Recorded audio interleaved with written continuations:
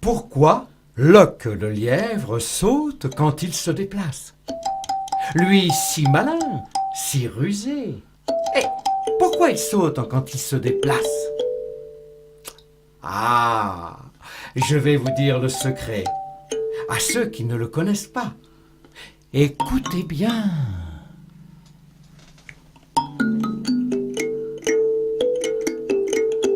C'était il y a longtemps, longtemps, très longtemps, lorsque l'éléphant était le roi de tous les animaux. L'éléphant, avec son bon cœur et sa grande gentillesse, ne voulait pas rester longtemps roi. Alors, un jour, il a fait venir tous les animaux, ceux qui marchent, ceux qui rampent, ceux qui grimpent, ceux qui volent, ceux qui nagent, les animaux qui ont des poils, ceux qui ont des plumes, ceux qui ont des écailles, et ceux qui n'ont rien du tout sur le corps. Tous, ils étaient là. Et l'éléphant leur a dit: mes chers petits amis, si je vous ai fait venir, c'est pour vous dire que nous devons tous abandonner la chasse. Car vous voyez, la chasse, ce n'est pas bon. Regarde-toi, la fine biche, et toi, la gentille antilope. À cause de la chasse, je vous vois toujours vous cacher pour échapper au lion, ou pour échapper à la panthère, ou pour échapper au guépard, ou pour échapper au léopard. Ce n'est pas normal. Alors, nous devons abandonner la chasse. Certains animaux se sont fâchés. Oh, dis donc, l'éléphant, si nous abandonnons la chasse, comment on va faire pour manger? Oh, c'est simple, dit l'éléphant. On va essayer de faire comme les êtres humains. Chacun d'entre nous aura son champ. Et chacun cultivera dans son champ tout ce qui lui plaira. Le singe, lui, il était d'accord, hein? Il sautillait en disant: oh, si c'est moi j'aurai un grand champ de bananes.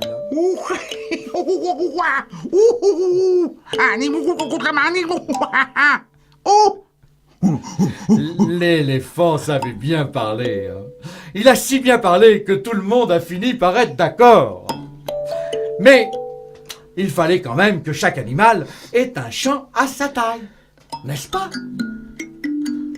Et pour cela, l'éléphant avait décidé que chaque animal devait mesurer son champ en comptant avec ses propres pas jusqu'à 10. Et alors là, je vous laisse imaginer, hein. Vous voyez, l'éléphant qui commence le premier, balançant ses grandes oreilles et remuant sa toute petite queue. Un pas, deux pas, trois pas, quatre pas, cinq pas, six pas, sept pas, huit pas, neuf pas, 10 pas. L'éléphant, évidemment, avait un grand champ. Et il fut suivi de la girafe, qui a compté élégamment ses 10 pas. Un pas, deux pas, trois pas, quatre pas, cinq pas, six pas. Ah, elle était très élégante. Et à la fin, elle avait un champ aussi grand que celui de l'éléphant. Et puis vint la petite souris, qui a compté ses 10 pas. Un pas, deux pas, trois pas, quatre pas, cinq pas. Et à 10 pas, eh bien, elle avait un champ à sa taille.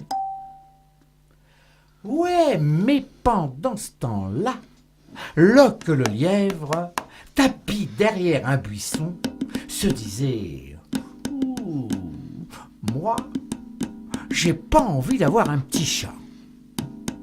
Aussi, quand son tour est arrivé, au lieu de marcher normalement, comme tous les autres, qu'a-t-il fait? Eh bien, il a sauté, il a bondi, et flip un pas, et encore plus loin, et flip 2 pas, et flip 3 pas, etc., jusqu'à 10 pas. Et à la fin des 10 pas, le lièvre avait un champ aussi grand que ceux de l'éléphant et de la girafe.